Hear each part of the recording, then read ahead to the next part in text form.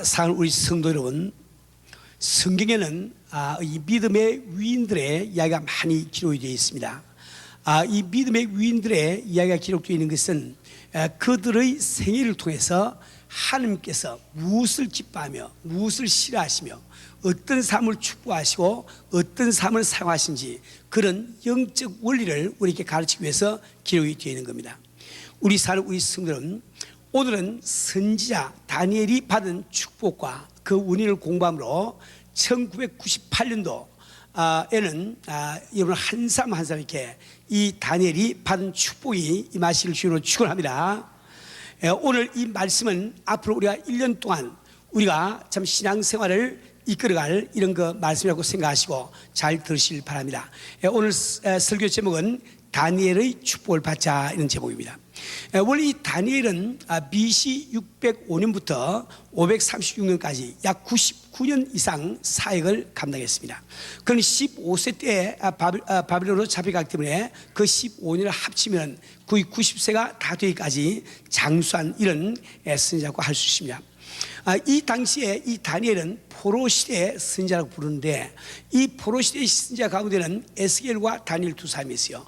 물론 예레미야라든지 학계 같은 이 선지자들이 포로 시대에 사역을 했지만은 그들은 유다 땅에서 일을 했는데 그 반면에 지금 나오는 이 다니엘과 에스겔은 바벨론에서 그곳에 있는 그곳에서 선지자의 사역을 했습니다. 그런데 이 다니엘과 이 에스겔의 차이점을 보면은 에스겔은 전문적인 선지자예요. 그래서 그는 선지자로서 백성 가운데 살면서 백성에게 설교도 하고 말씀도 전하면서 또 위로도 하고 나갔습니다. 그러나 이 다니엘은 평신도입니다. 그래서 그는 아주 그 나라의 고위 이 행정 책임자로서 일을 하면서 그는 역시 하나님의 계시를 받고 마지막에 이 선지서를 쓰게 된 겁니다. 그런데 먼저 우리가 이 다니엘에 대해서 공부할 때 다니엘이 받은 축복을 먼저 잠시 생각해 보길 바랍니다. 우선 이 다니엘은 엄청난 영적 축복을 받은 사람이에요. 하나님과 더불어 연교를 한 아주 친밀한 연교를 한 이런 삶이었습니다. 왜냐하면 이 다니엘은 많은 계시를 받아가지고 이 다니엘서를 기록을 하고 있는데 원래 이 다니엘서는 호세아서에 비하면 아주 길이가 참 작습니다. 짧다 말이에요. 짧지만은 우리는 구분할 때 다니엘은 대선지서라고 구별하고 호세아서는 소선지라고 구별한 거예요. 그 왜 그런가 하니까 다니엘이 받은 그 묵시가 엄청난 묵시를 받았단 말이에요.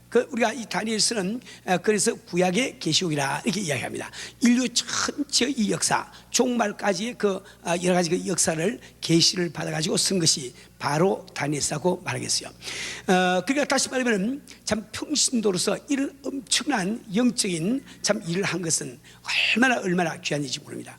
또 뿐만 아니라 참 그는 아주 주님께서 지혜를 주셔가지고 느부갓네살 대왕이 자기가 꿈을 꾼 다음에 내가 무슨 꿈을 꾸었는지 그 꿈의 해석을 말하라 이렇게 얘기할 때 아무도 그 많은 사람이 없잖아요. 남이 꾼 꿈을 누가 알겠습니까? 그럴 때 이 다니엘이 바로 하나님 앞에 기도하고 꿈이 무슨 꿈인지 그걸 알고 해석까지 참 해주는 이런 기록을 우리가 보게 됩니다. 또 뿐만 아니라 이 벨사살 왕이라고 하는 이 바벨론의 제일 마지막 왕이 이렇게 잔치를 벌이고 있을 때 손가락이 나타나서 벽에 글씨를 쓰는데 그 글자를 아무도 알아보지 못했습니다. 그런데 이 다니엘은 그것을 알아보고 해석을 하고 그의 해석대로 그날 저녁에 바벨론이 멸망한 역사적인 사실을 우리가 잘 알고 있습니다. 또 이 다니엘은 이 생에서 보기 드문 축복을 이 세상 축복을 받은 사람이에요.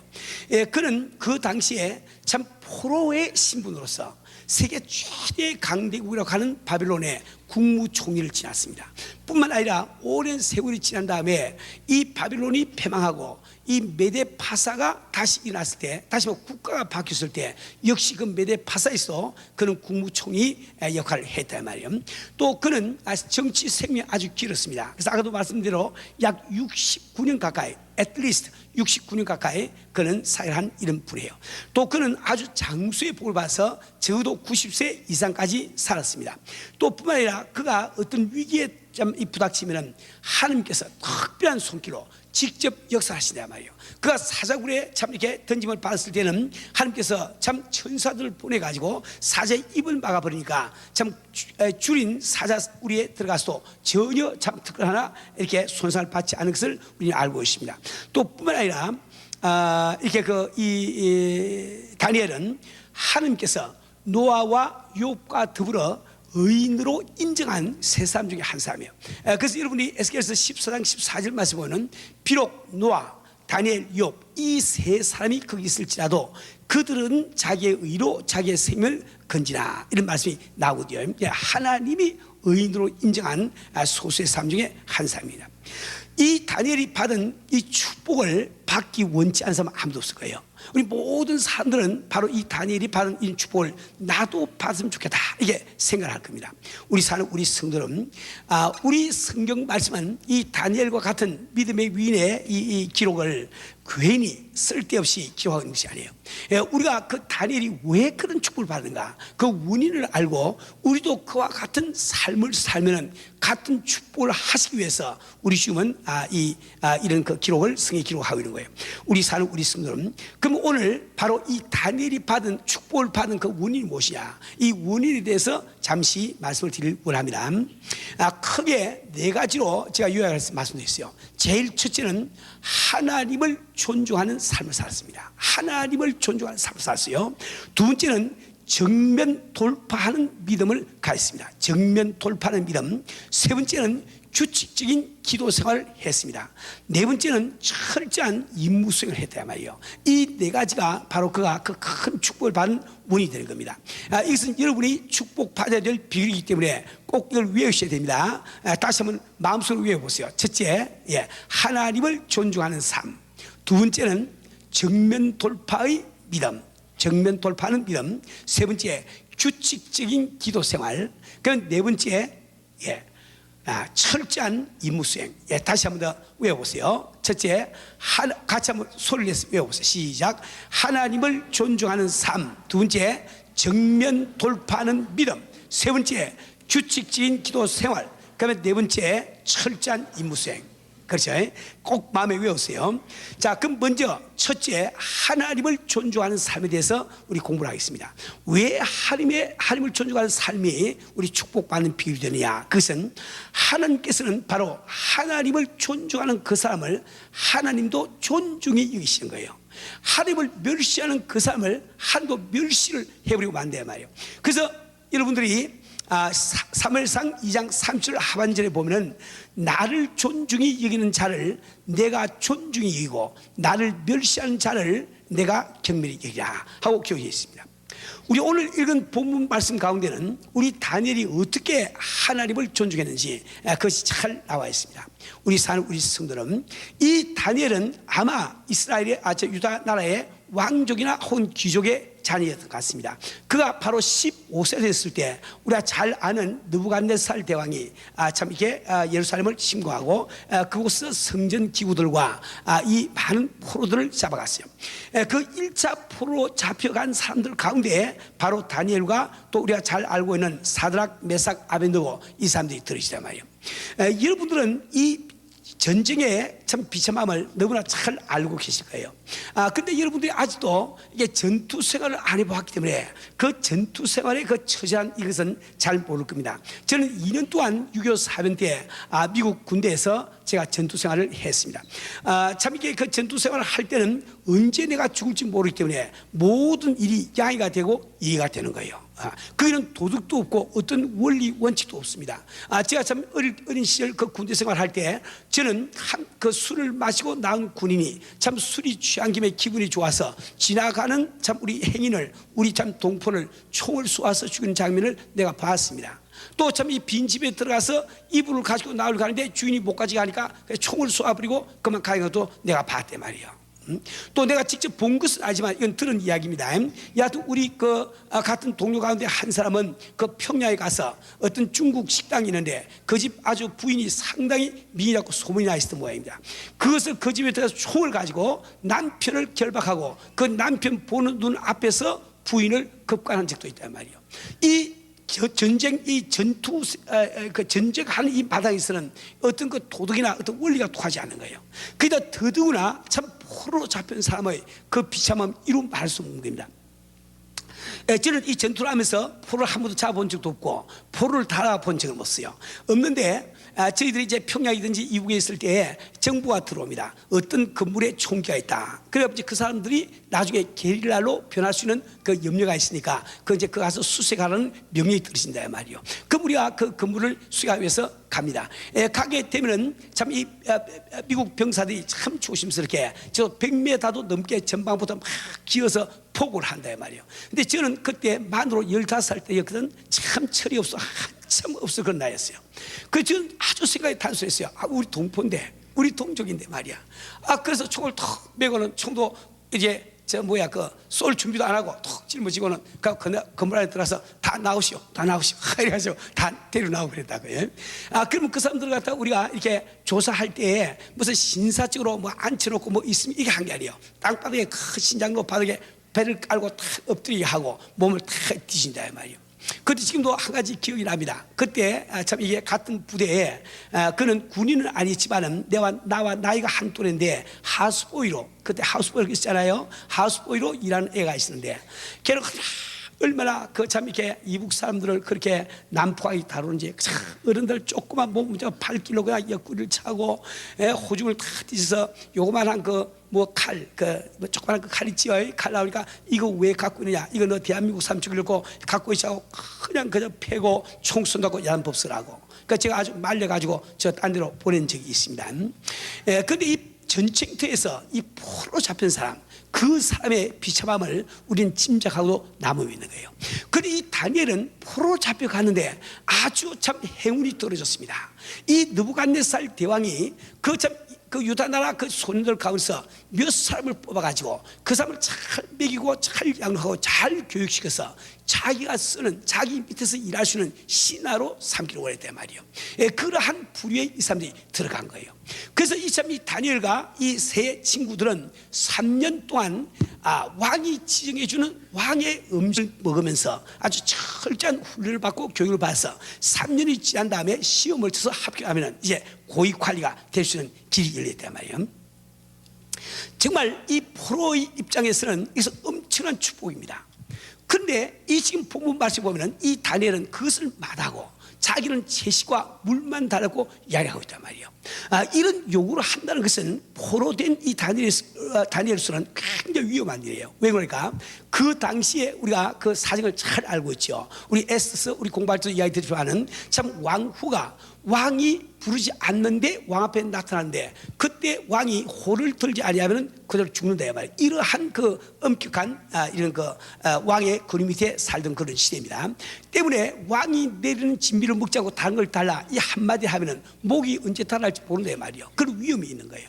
또 뿐만 아니라 그는 왕의 진미를 거절하고 이제 몸이 수직해짐으로 말미암아 이제 앞에 참 좋은 이 장래가 지금 보장되어 있는데 그것을 다 전부 다 없애버리고 참 이 하나의 그저 평범한 포로로서 비참한 생활할 수 있는 이런 위험성도 있다 말이에요.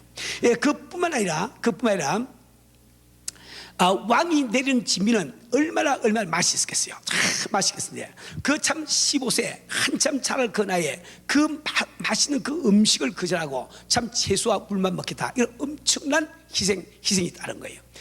근데 이 누니가 이 다니엘은 왜 그러한 위험한 조건 가운데서 참 그렇게 하려고 그랬는가? 그것은 바로 하나님을 존중하는 삶을 살기 위해서 그렇게 했단 말입니다. 왜냐하면 그 당시에 왕의 진미라고 하는 것은 반드시 그들의 우상에게 제사를 지나고 그다음에 그것을 가지고 나온 거예요. 그래서 그것을 먹을 때 이스라엘 백성들은 제가 부정하게 된단 말이에요. 그래서 하나님 앞에 이 다니엘은 부정하게 되지 않기 위해서 그는 이렇게 참 그런 위험한 일을 하고 있단 말이에요.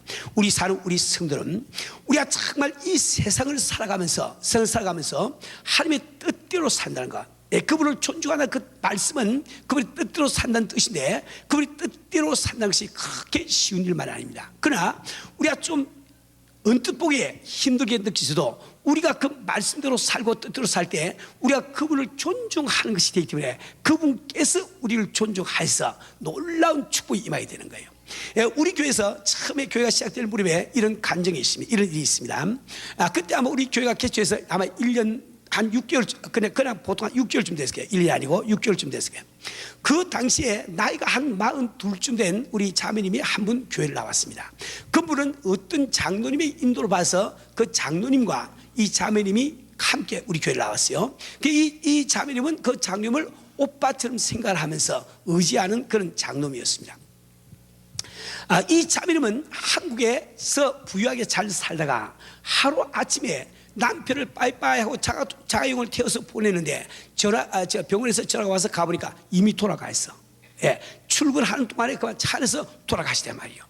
그러니까 참 이게 시집과 이 진정에서 참 이게 남편 기억도 좀 생각도 덜하고 이렇게 하기 위해서 일부러 아마 미국을 보낸 것 같습니다. 그는 아이 둘을 데리고 미국을 왔는데 또 미국에 와서 남자 그 큰 아이가 백혈병으로 죽었습니다. 그리고 그 당시에 국민학교 5학년 다니는 둘째 아이를 데리고 혼자 살고 있어요.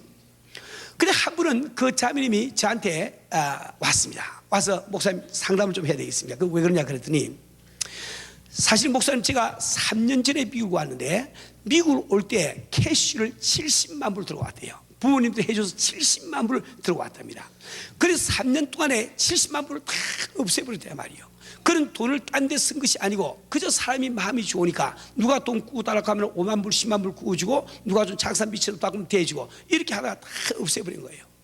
그리고 마지막에 10만 불이 딱 남았는데 자기가 지금 오빠처럼 생각하는 그 장로님이 가게를 연다고 하는데 좀 돈이 모자라서 10만 불을 구워드렸는데 그게 가게가 잘 안 돼가지고 10만 불을 못 돌려주겠다 그러는데요.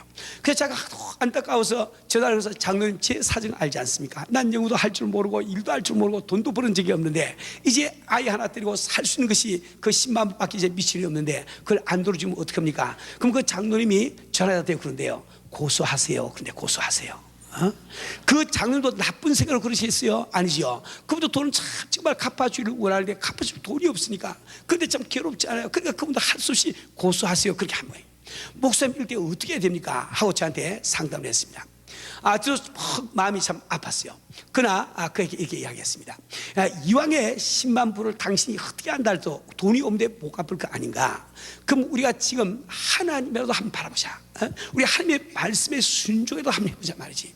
이 성경 말씀에는 누가 구워달라고 하든 거저 주라고 말씀되어 있는데 우리가 하나님의 말씀에 순종함으로 하나님의 축복이라도 받아야 되지 않겠는가? 그러니까 당신은 오늘 집에 가서 바로 그 장로님께 전화를 해서 장로님 조금도 걱정하지 마세요. 염려하지 마세요. 그 돈 10만 불은 그냥 장로님이 드린 거니까 못 갚는다고 절대 마음에 가지 마시고 이렇게 잊어버리세요. 이렇게 전화를 하고 그랬습니다. 그 집사님은 믿음이 푹 좋기 때문에 제가 지키는 대로 그날 가서 아마 그렇게 전화를 한 모양입니다. 그 장로님께.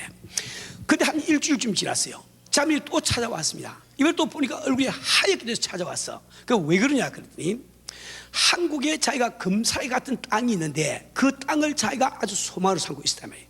근데 88 올림픽 준비를 위해서 선수 아파트 뭘 하면서 이 국가에서 환수를 한다 말이에요. 그래서 빨리 나오라고 그런데 기도 좀 해주세요. 그래서 기도해 주었습니다. 그게 갔다가 그가 돌아왔는데 돌아와서 한 열흘쯤 후에 또 찾아왔어요. 입에 진짜 얼굴이 하얗게 돼가서 와서 목사님 큰일 났습니다. 그래. 왜 그러냐 그랬더니 제가 한국에 나갔더니 그 국가에서 그 땅을 말이죠 7,000불을 보상해 주겠다 합니다.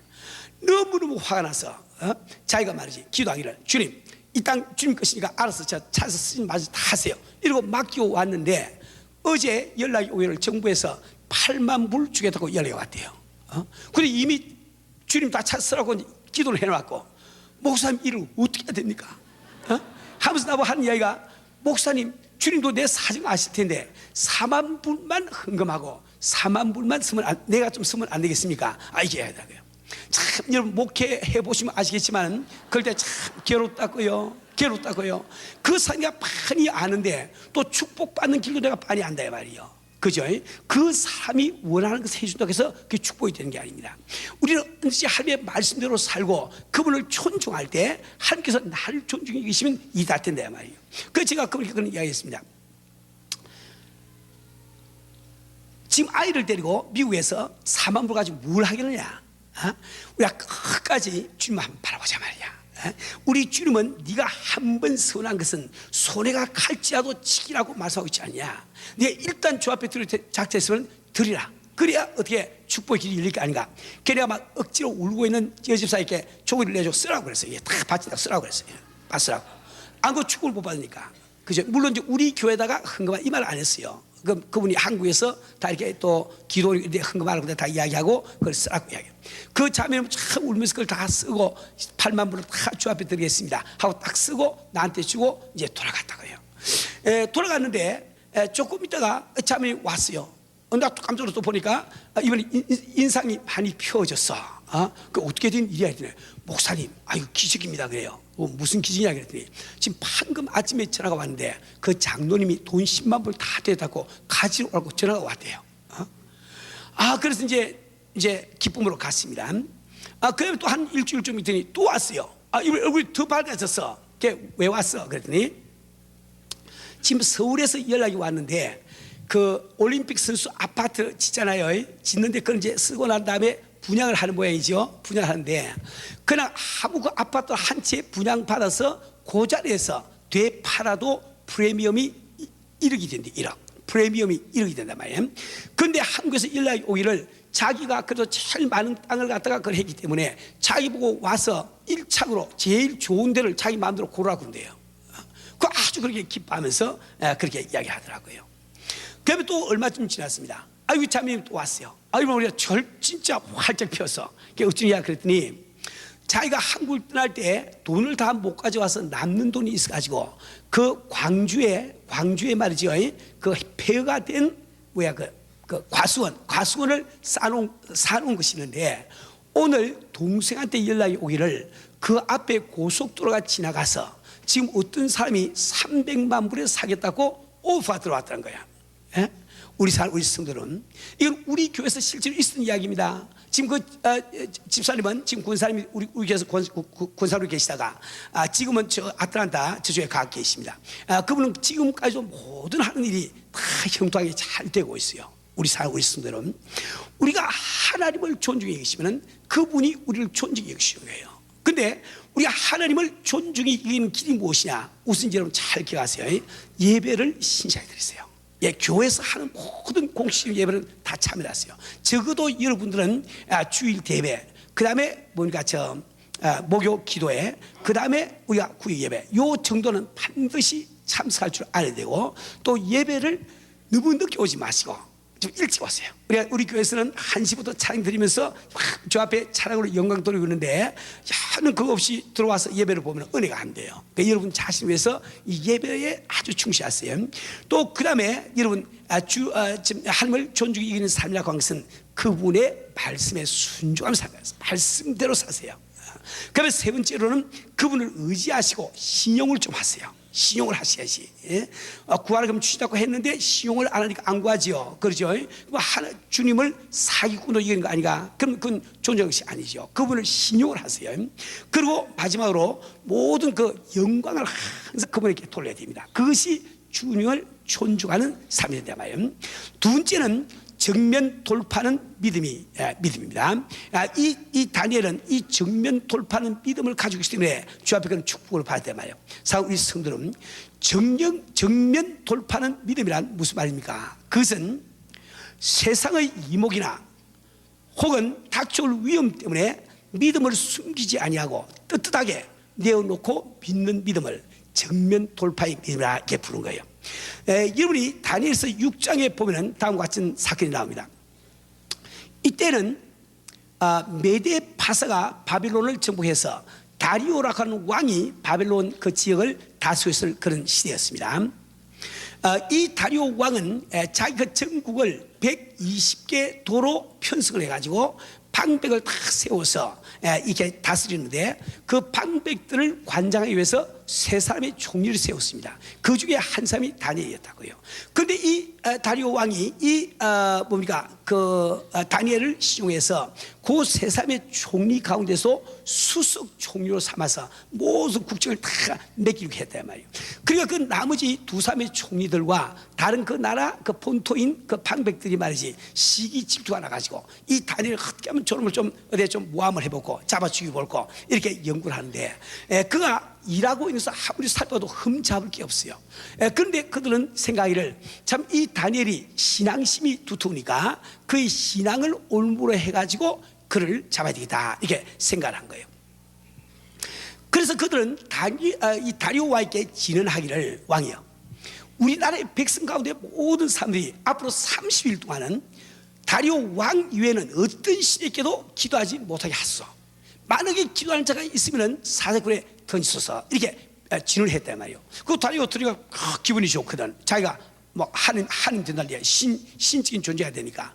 그래서 이 다리오가 동의를 하고 조서를 다 썼습니다. 30일 동안 왕 이외에는 누구에게도 기도 못한다. 어떤 신에게도 기도하지 못한다. 만약 이거 의일 때는 사자굴에 집어넣는다 하고 그것을 갖다가 의인을 찍어가지고 그 다음에 탁 갖고 저 나라 전체에 보냈단 말이에요.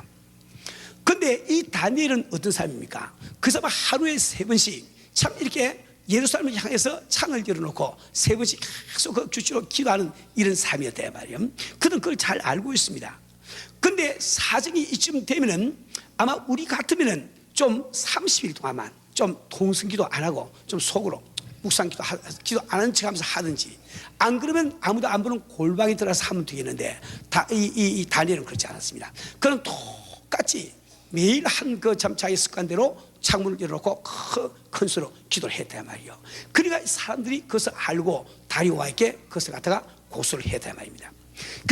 이제 이 다리오 왕은 그 이야기를 듣고 굉장히 근심했습니다. 왜 그러니까 그 당시에는 이 다리오 왕은 이 다니엘을 굉장히 사랑했어요. 사랑했지만은 그들의 법이 왕이 의인이 지킨 조서는 왕 자신이 그걸 변기를 못한다. 그것이 그들의 법이었다고요.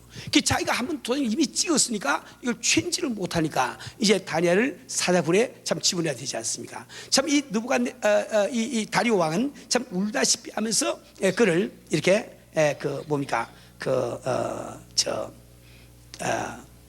사자굴에 던져놨단 말이에요. 우리 사는 우리 성도는 왜 지금 다니엘은 그렇게 하고 있습니까? 그건 정말 정면 돌파하는 믿음, 세상이 두려워하지 않고 주를 섬기는 그것을 철저히 세우기 때문에 이 정면 돌파하는 믿음을 가져야 돼야 말이에요. 그렇게 할 때 하나님께서는 어떻게 하십니까? 하나님께서는 천사들을 보내서 사자의 입을 다 틀어막아가지고 참 이 다니엘은 이 털끝 하나, 살끝 하나 이게 참 다치지 아니하고 그는 완전히 참 그 다음날 사역에서 나왔죠. 나오면서 오히려 그들을 모함하려고 하는 모든 사람들이 사역에 들어간 이야기를 우리가 잘 알고 있단 말이에요. 우리 성도는 우리는 이 생을 살아가면서 성도로 우리가 살아가면서 이 정면 돌파의 믿음을 갖는 것이 얼마나 중요한지 모릅니다. 사람들의 이목이나 혹은 나에게 닥칠 손해나 위험을 무릅쓰고 정정당당하게 정면 돌파하는 믿음이야말로 하나님께서 참으로 기뻐하시기요 또한 다니엘을 축복한 운임을 꼭 기억하기 바랍니다. 우리 사는 우리 성도는 근데 우리의 실상을 한번 바라보자고요. 여러분 가운데 아마 이렇게 예수를 믿고 교회를 다니면서 학교에 다닐 때 친구들한테 창피해서 막 기도 안 하고 뺀또 먹은 사람들도 들어있을 거예요. 그렇죠? 예. 그건 정면 돌파의 믿음이 아닙니다. 그죠? 제가 대학 다닐 때 제 주변의 친구들 가운데 교회를 다닌다고 공공연히 일하는 사람이 말하는 사람이 꼭 한 사람밖에 없어. 근데 졸업하고 난 다음에 보니까 수없이 많은 학생들이 교회를 다니고 있더라고요. 그래서 그들은 그 당시에는 우리나라에서 예수 믿는 것을 조금 부끄럽게 생각하는 이런 때였으니까 그들은 정정당당하게 예수 믿다 이 말을 못하고 숨기고 교회를 다녔단 말이에요. 이건 교회를 다니지만은 정면 돌파하지 못하는 이런 믿음이다 이렇게 이야기할 수 있습니다. 우리 사는 우리 성도는 우리는 정말 교회에서 참 성도로서 참 거듭나고 또 집사 직분을 받은 다음에도 우리 동창회 같은 데 가서 같이 다 가서 야 술 한잔 해. 나 예수님 못 마셔. 근데 친구들이 말이지, 야, 예수님 그만이지. 친구들도 몰라봐. 한 잔 마셔. 째째하게 그래. 막 이렇게 논리되면 그거 듣기 싫어가지고 그만 혼자 한 잔 홀짝하고 이런 분들 여기 몇 분들 계시지. 그렇죠? 계시가. 그건 정면 돌파하는 믿음이 아니에요. 그 믿음이 아니에요. 우리가 그 사람들의, 그런데 그걸 의식하면 안 됩니다. 우리가 항상 믿음을 지키죠. 어떤 사람은 심지어 전도하러 갔더니 전도하는 집에서 술 마시고 있어. 그래서 그 사람들의 참 이렇게 체면 때문에 같이 전도하러 갔다가 술 마시고 취해서 돌아가는 사람도 없잖아요. 있거든. 참 이게 한심한 사람들입니다. 어떤 분들은 이런 분들 계세요. 목사님, 우리 집사람, 우리 그 남편이 너무 예수를 안 믿고 예수님을 핍박을 하니까 내가 그 남편 구원을 위해서 1년만 남편 시킨 대로 하다가 1년 후에 교회 다시 오겠습니다.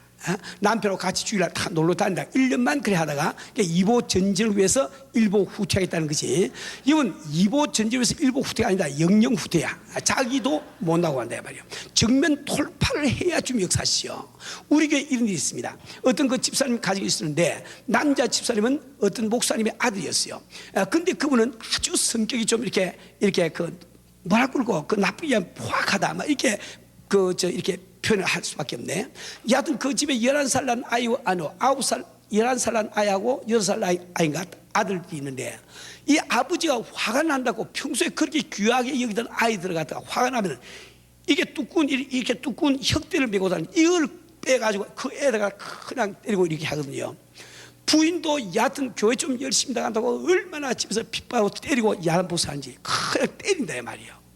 그런데 우리 여자 집사님은 참 은혜를 받고 그가 주의 말씀대로 살아야 되기 때문에 남편이 아무리 그렇게 하더라도 대꾸도 하지 않고 그냥 수모를 당합니다. 심지어 한 번은 그러대요. 자기가 막 매를 때려서 자기가 울고 엎드려서 울면서 기도를 하고 있으니까 남편이 이런 것은 휘발유로 불태워 죽여야 된다고 그러지 나가더니 휘발유 통을 돌아서 자기 위에다 철철철철 붓더래요. 그래도 자기가 대항하지 않고 그냥 기도하면서 그래요.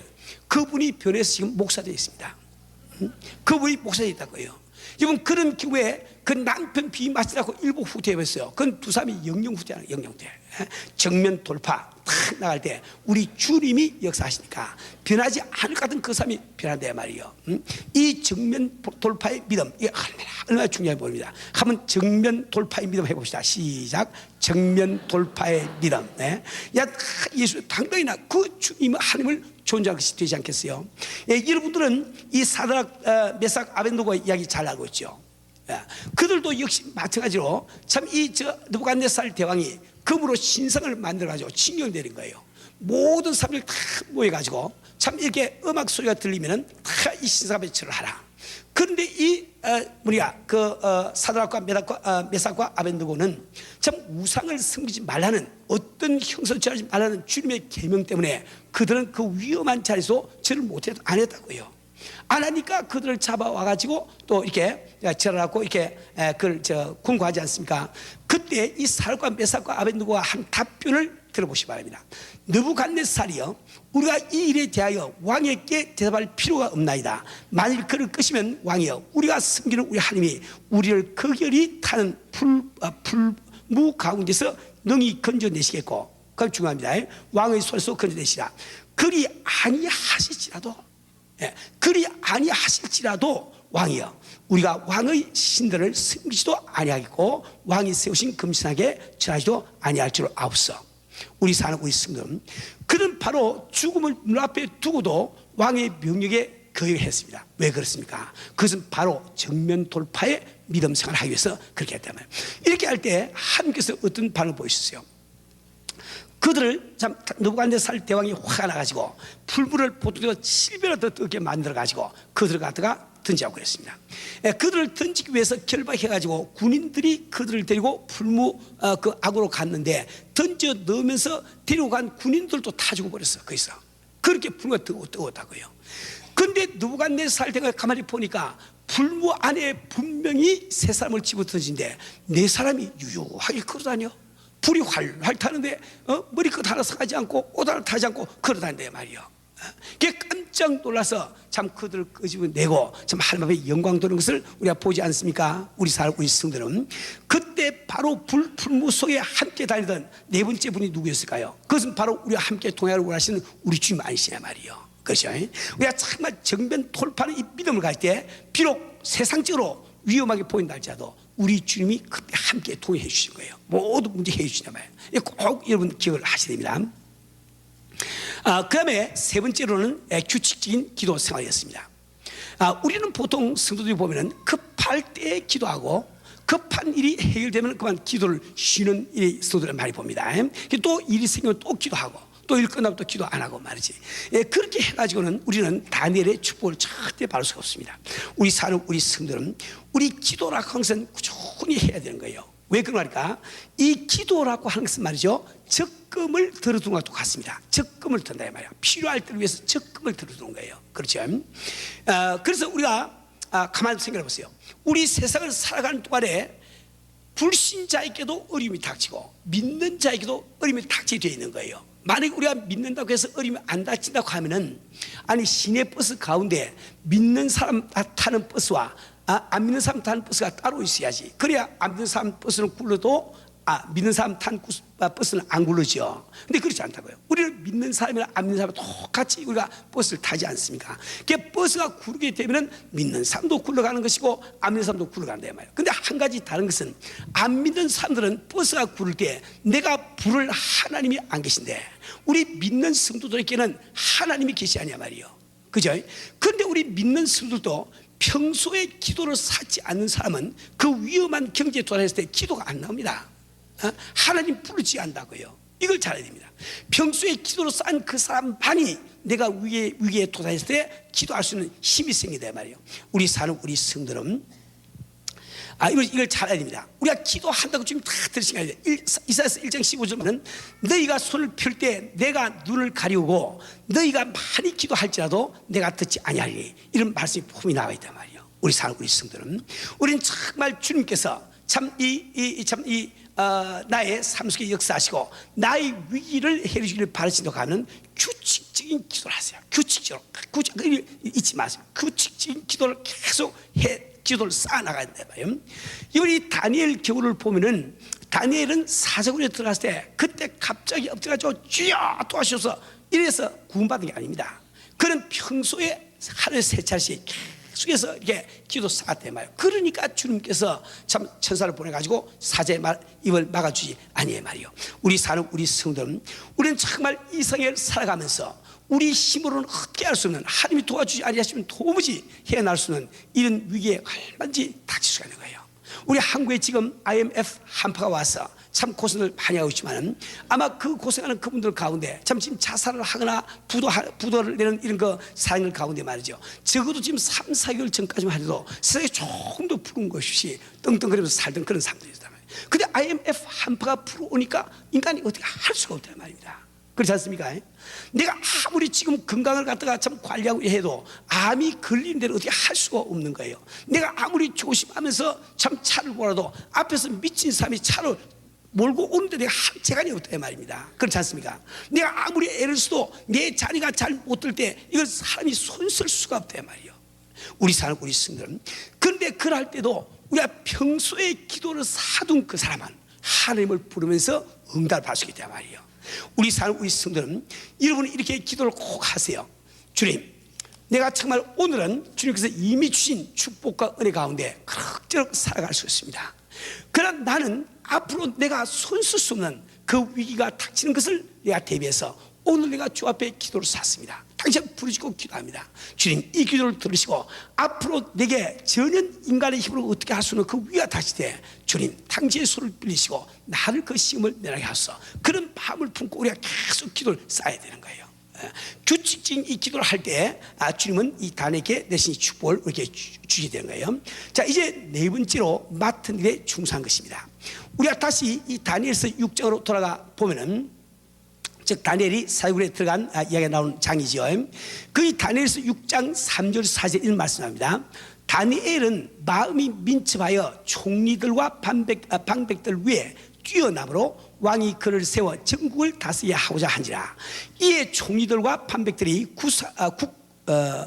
국사에 대하여 다니엘을 고소할 틈을 얻고자 했으나 너희 아무 허물을 얻지 못하였으니. 요즘 참 이렇게 무슨 감사를 한다거나 혹은 히어링 청문회 이렇게 하면은 참 이게 참 대통령 이게 아주 그런 분들도 자꾸 이렇게 뭐 잘못이 나오는데, 지금 현재 이 뭡니까, 이 당시에 이 다니엘은 거의 지금 90세가 다 된 노인입니다. 오랫동안 관직 생활을 해왔다고요.